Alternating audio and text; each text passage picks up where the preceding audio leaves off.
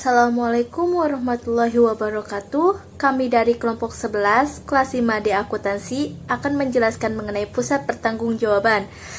Sebelumnya, perkenalkan nama anggota kelompok kami. Saya Nadia Rahmatunisa, NPM 0211182241. Perkenalkan, nama saya Evi Dwi Ramawati, NPM 0221181112.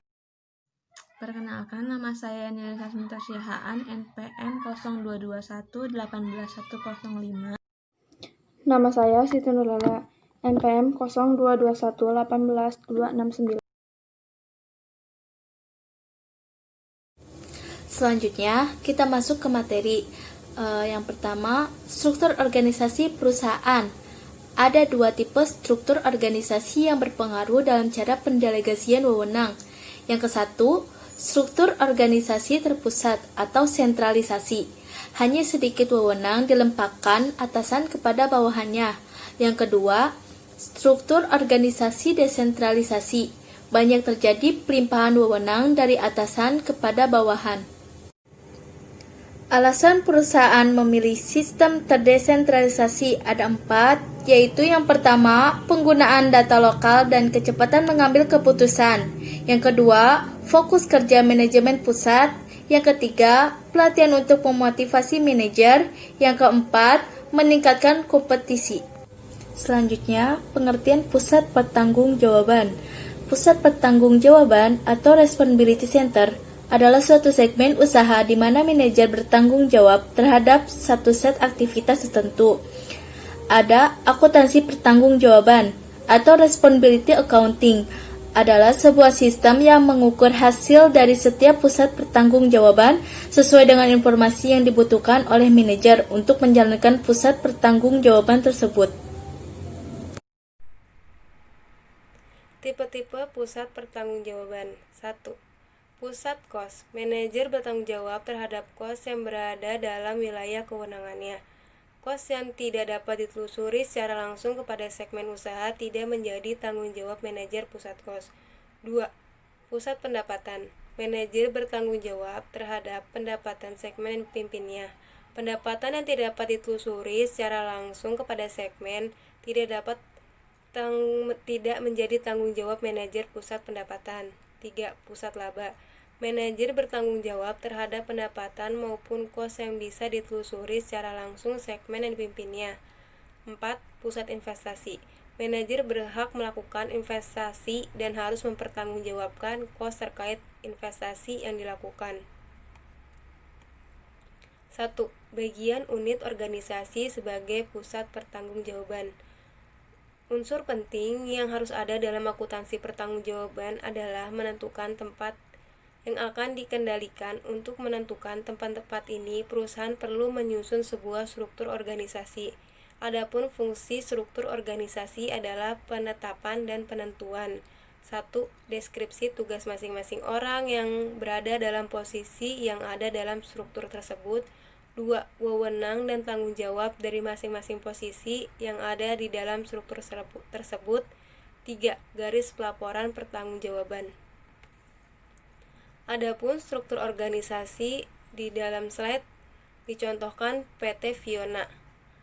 Tertinggi ada Dewan Komisaris, di bawahnya Presiden Direktur. Presiden Direktur membawahi Direktur Keuangan, Direktur Sistem Informasi, Direktur Produksi, Direktur Pemasaran, dan Direktur Personalia. Direktur Produksi membawahi Departemen Pemeliharaan, Departemen Pengawas Operasi, Departemen Pengawas Kualitas Produksi. Departemen Pengawas Operasi membawahi bagian pemotongan, bagian penelitian, dan bagian pengepakan. Manajer pertanggungjawaban. Dalam proses pengendalian kos atau pendapatan, unit-unit kerja tersebut harus dipimpin oleh seseorang yang akan mempertanggungjawabkan kos atau pendapatan yang dikeluarkan atau yang dihasilkan oleh unit tersebut. Orang yang mempertanggungjawabkan kos atau pendapatan disebut sebagai manajerial atau sebagai manajer pusat pertanggungjawaban. Yang ketiga, anggaran. Anggaran merupakan pernyataan mengenai suatu estimasi kinerja yang hendak dicapai selama waktu tertentu atau yang dinyatakan secara finansial, sedangkan penganggaran adalah proses atau metode untuk mempersiapkan suatu anggaran. Faktor-faktor yang harus diperhatikan dalam menyusun anggaran. Yang pertama, partisipasi dalam menyusun anggaran. Ada 2 yang bisa digunakan, yaitu top-down approach dan bottom-up approach. Dan yang kedua, tingkat kesulitan target anggaran, di mana target yang terlalu tinggi akan membuat pelaksana atau penanggung jawab anggaran menjadi putus asa.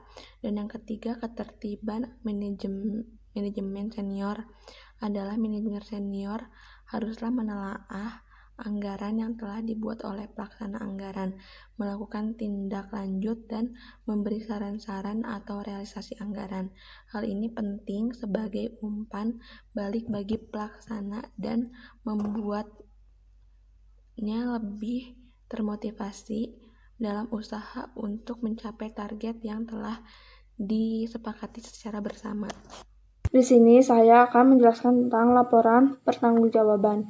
Laporan pertanggungjawaban merupakan bagian internal dari sistem akuntansi pertanggungjawaban. Laporan ini merupakan sarana untuk penilaian kinerja dari pusat-pusat pertanggungjawaban. Biasanya laporan ini dibuat pada akhir periode dan merupakan gabungan. Laporan-laporan unit akan diserahkan kepada manajer atau pejabat yang lebih tinggi. Isi dari laporan adalah data anggaran, data aktual atau realisasi anggaran, dan varians atau selisih antara yang dianggarkan dengan realisasi. Tahap pertama, pembuatan laporan. Bisa dilihat seperti tabel di atas. Tahap kedua, penyerahan laporan yang telah dibuat kepada kepala departemen. Tahap ketiga, penyerahan laporan pertanggungjawaban setiap departemen. Tahap keempat, proses laporan pertanggungjawaban. Sekian pemaparan dari kelompok kami. Kurang lebihnya mohon maaf. Wassalamualaikum warahmatullahi wabarakatuh.